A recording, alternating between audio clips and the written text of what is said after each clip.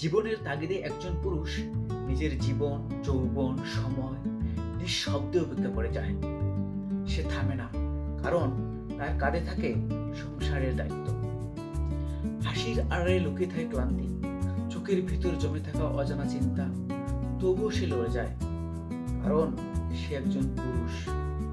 আল্লাহ তাকে সৃষ্টি করেছেন পরিবারের জন্য ঢাল হয়ে দাঁড়ানোর জন্য, দায়িত্ব নিজে কাঁধে তুলে নেওয়ার জন্য।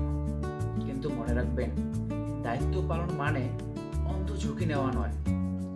কারণ আপনি যদি হারিয়ে যান, আপনার পুরো পরিবার অসহায় হয়ে যাবে।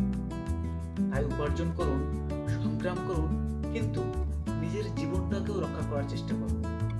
কারণ একজন সুস্থ সচেতন পুরুষই পারে পরিবারের সত্যিকারের নিরাপদ রাখতে। আল্লাহ আমাদের সবাইকে হেফাজত করুন।